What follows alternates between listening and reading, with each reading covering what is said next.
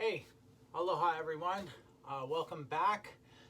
Today we are going to be putting down flooring in this 1974 Volkswagen bus. Thought I'd make a little video for everybody. If you find this helpful, please hit the like button down below, or even leave a comment and I'll try and get back to you on that. Always appreciate that. Good positive feedback helps us all. All right, so what I've done here is I've already done a lot of the prep work that needed to be done to this floor.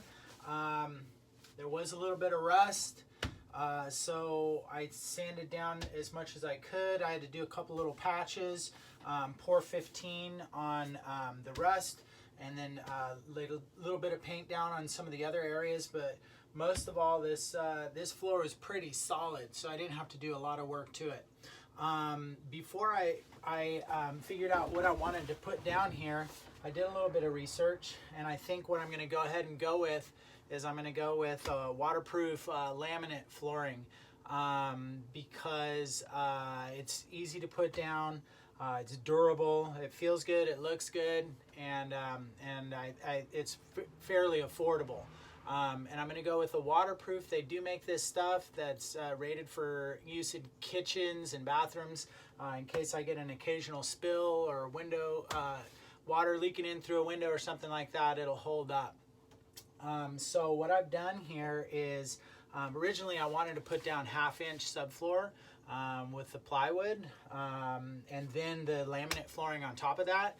So I went to the store, bought the 1/2-inch stuff, brought it home, and I was like, wow, this is heavy, it's thick, and I don't think it's really all that necessary to because there's so much support underneath this. It's not like you're spanning a 16-inch or a 2-foot section in between floor joists. It's like there's support all over the place. So I ended up taking it back and going with a 3/8-inch CDX plywood, and I'll show that to you in just a second. I like the way it fit in here. One sheet will do the whole thing. It's about 25 square feet for the floor, and a 4x8 sheet of plywood is 32 square feet, so you're gonna have a little bit of left over. And what I wanted to do is, you can get marine grade stuff, but it's pretty expensive, so I just got standard CDX, and I ended up putting on a couple coats of primer and some house paint, and then for the final coat I'm going to wait till I put the screws in and then actually paint over the screws as well. So I already got it cut out, and let me bring it in here and see if it fits okay.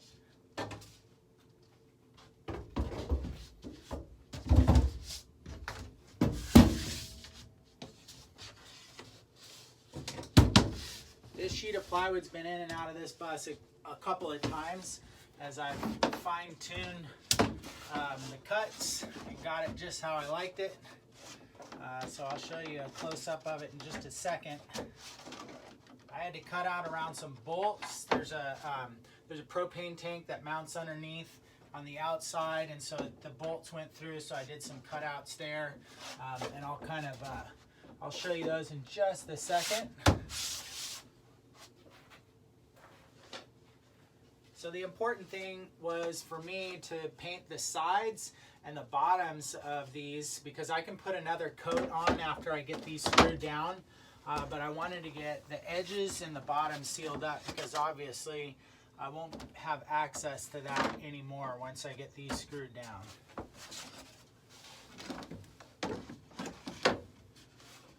So paint is a different color on some of these, but I was just basically using some wood primer and then some leftover water-based latex paint that I had.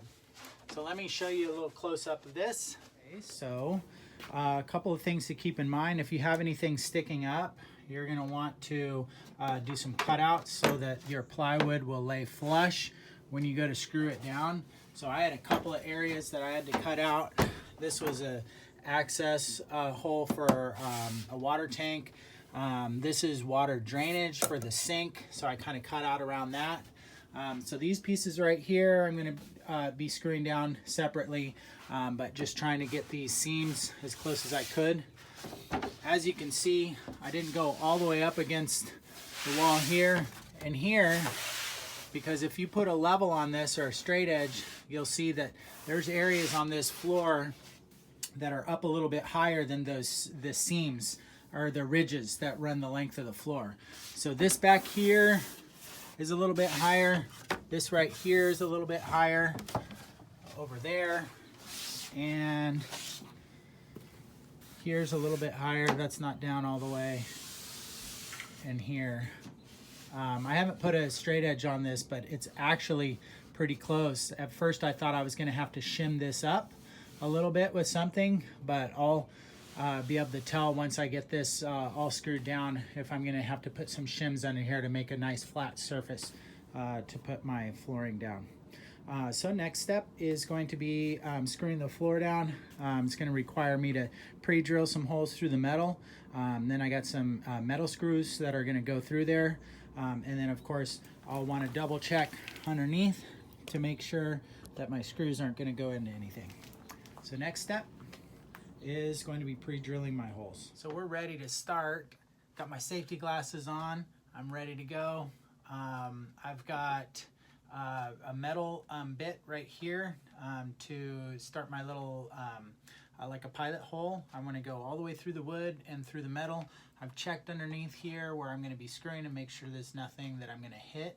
And then I'm just using these 3/4 inch screws, like a panhead screw, metal screw. We're going to see how these work.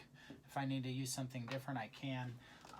But I'm going to start with those and see if that works. I'm also going to use a larger bit right here so that I can countersink these. These have a little bit of a head. I want them to go down below the surface of the wood so that I have a lot of, or so that I have a nice level surface, nothing sticking up for the laminate flooring to catch on. So we'll see how this goes. Just gonna start with my first hole here. I've got them all marked out.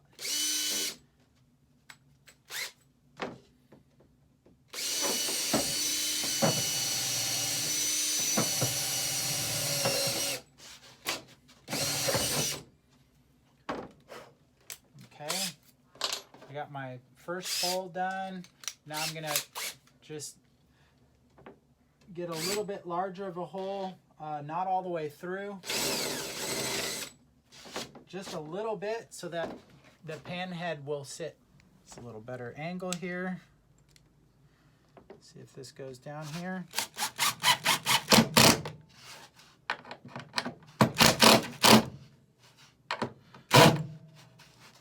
Okay, and I may need to use a screwdriver to finish up the rest of the way, but that's pretty good.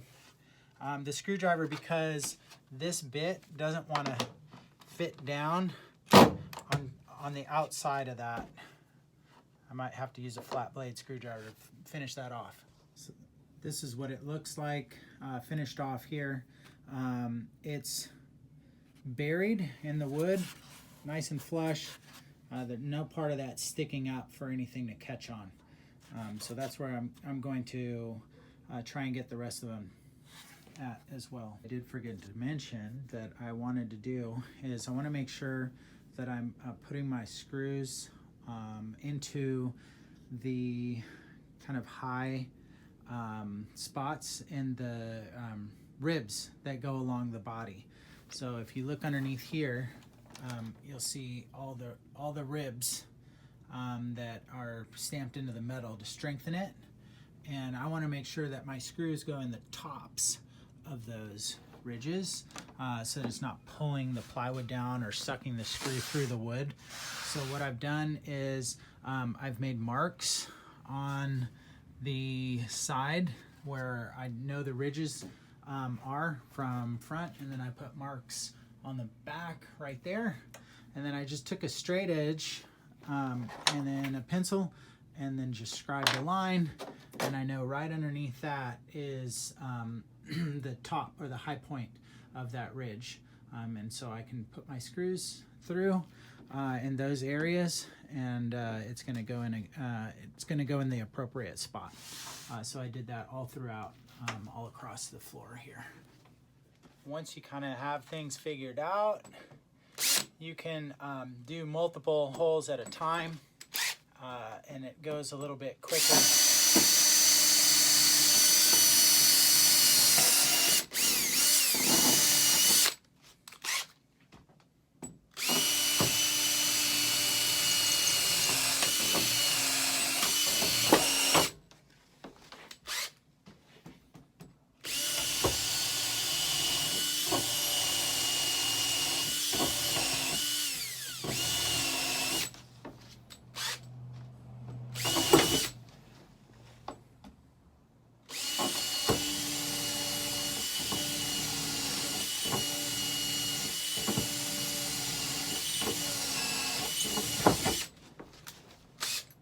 That's my pilot, and then I have a larger bit just to kind of make a little bit of room for the screw head so that can lie flush.